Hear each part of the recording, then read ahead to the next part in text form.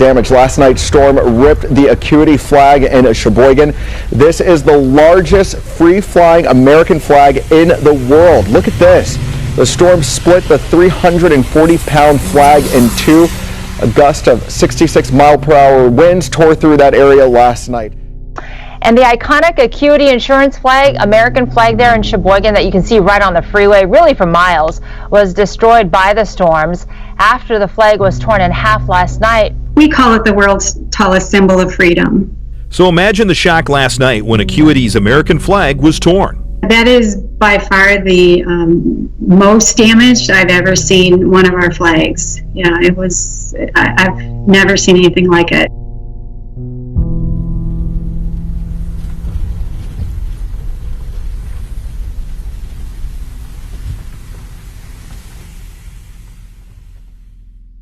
As if this week hadn't been dramatic enough, with protesters on the streets and anger across America, there was something else to look at. This amazing footage shows lightning strikes across the US Capitol, including the very top of the Washington Monument. It's been seen by millions online. Many have weighed in with metaphors of their own, both of the secular and the biblical variety. Breaking overnight, we know at least 2 military members were hurt by lightning in D.C. They were out helping with protesters overnight. Authorities say they suffered non-life-threatening injuries. The lightning also struck the Washington Monument. And I think I said to my mum last night, I'm glad I'm not going to be around in 100 years to see the sort of place we're becoming. Sounds sad, I know, sounds pessimistic.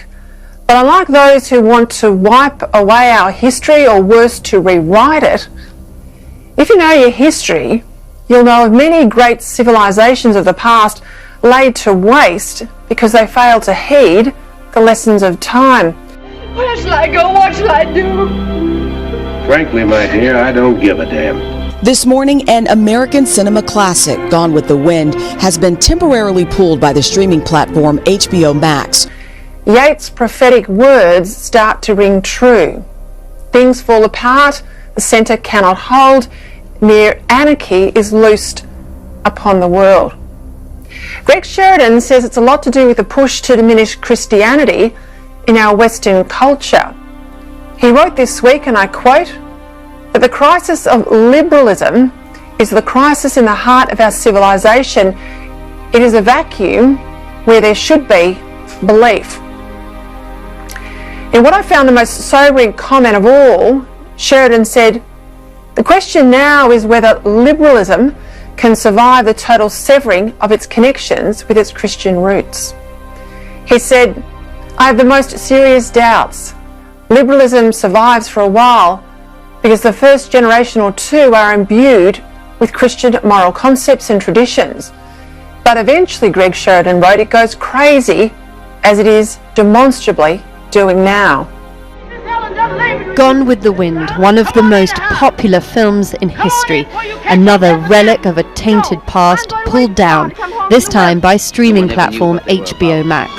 In a statement, HBO Max writing in part, these racist depictions were wrong then and are wrong today. Cops has been permanently dropped by Paramount after more than 30 years on the air, while A&E is removing the hugely popular Live PD. I think it comes down to freedom of speech and art. If we start censoring people for giving the wrong opinion, what message does that give to anyone going forwards?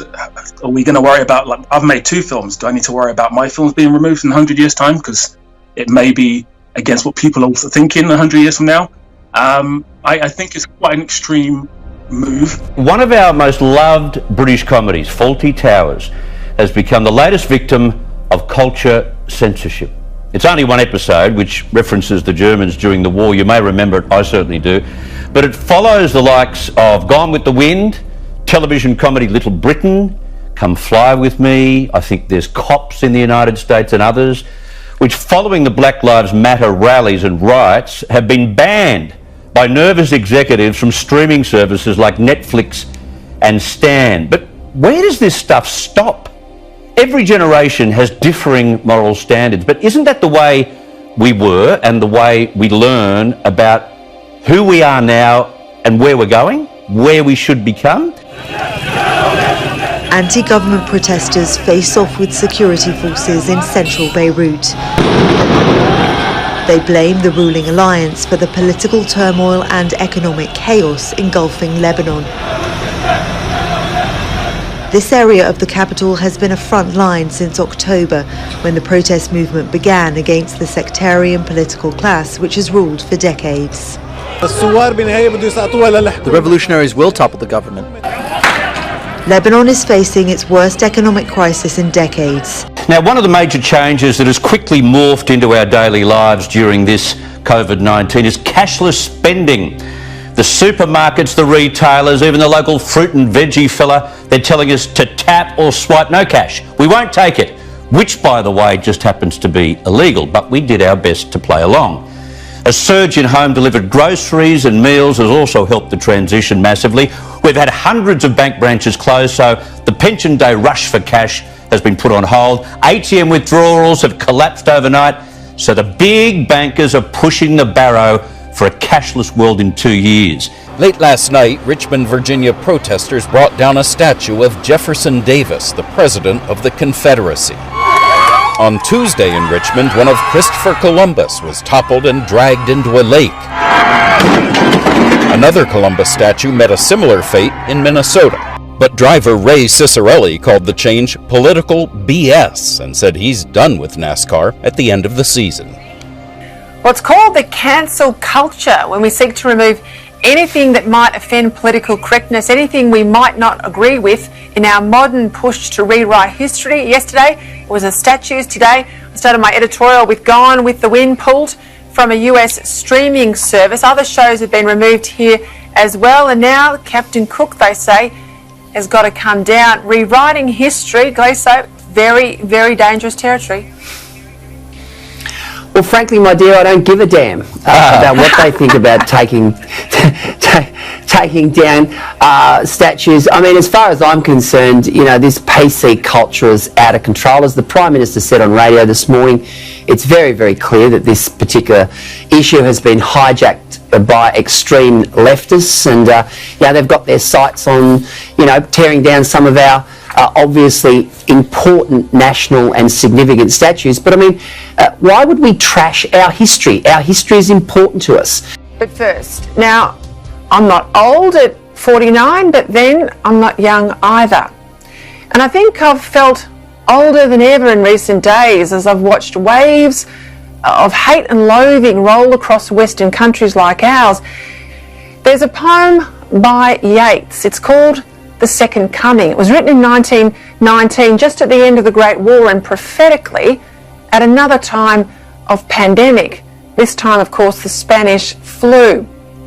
And Yeats wrote, "Things fall apart, the centre cannot hold. Mere anarchy is loosed upon the world. The blood-dimmed tide is loosed, and everywhere the ceremony of innocence is drowned. The best lack all conviction, while the worst are full of passionate intensity." When George Orwell wrote his political masterpiece, 1984, many read it as an expose of the dystopian world behind the then Iron Curtain. But having read it again recently, it's got as much application to the West of today as it does to a totalitarian regime.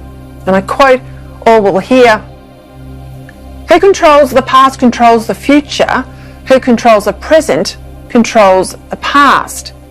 He wrote too, "Every record has been destroyed or falsified, every book rewritten, every picture has been repainted, every statue and street building has been renamed, every date has been altered, and the process is continuing day by day and minute by minute. History has stopped." Orwell then wrote, "The past was erased. The erasure was forgotten. The lie became the truth." Over the weekend, as the marchers break the rules to march and the rest of us stayed home, most probably feeling like bugs for doing the right thing, I encourage you to pick up 1984 again and give it another read. Because unless we really understand where we are today and how we ended up here, I fear for our capacity to turn this around, given more and more public life is littered with weak individuals more intent on climbing the greasy pole of politics than standing up for the things that matter. I heard a commentator referring to, he says, I don't want to call this the coronavirus anymore. I call it COVID 1984, referring to George Orwell's, where there's newspeak and there's doublespeak and there's, using terror and fear and insecurity and creating a dependent culture. And it's interesting that when Jesus said that the greatest amongst you will be your servant, and someone once called that the Christ's upside down kingdom, that everything was really almost oxymoronic, that the first will be last, the strongest will be those who are the weakest, and so forth. And as you look at that, you realize that when man desires to be powerful, if he fulfills that desire, it's at the cost of someone else's power. That other people have to become weak in order for them to become powerful. And that's why I've always been somewhat distrustful of politicians, particularly those ones who gravitate towards greater and greater power, because ultimately, in order for them to become as powerful as they imagine they should be, they require their citizens to become weaker. And I think that we need to understand that in our own situation, when we're talking about even interaction, we were talking the other day about how our staff understands leadership roles and the hierarchy of authority and so forth, that we don't see it as me having the power to tell you what to do, as much as us basically working together. That statement also reminds me of something that a quote that you took from another pastor and author of, sometimes we want the kingdom without the king, and God doesn't change. He's the one who has established what it means and what it looks like, and these are the rules. This is the way of, I am the way, the truth, the life, and you can't have the kingdom without the king. I think the deception says that we can, and so we try to find all of our other ways, but we're told very clearly that in time that'll be revealed, whether you are actually a child of the king or if you're just trying to sneak into the kingdom. The greatest error is when we try to become the king. And that's where, I've talked the last couple of weeks, I've talked about what I think are really dangerous false theologies, which essentially try to convince people that they are the king and that their will can be done. And that's where, when you're in that place, I have to ask the question, do you truly know the Savior? Because if you've met him, you realize that he is the king and he is the authority and you're not, and that there's only one right response, and that's humbly submitting ourselves to his will.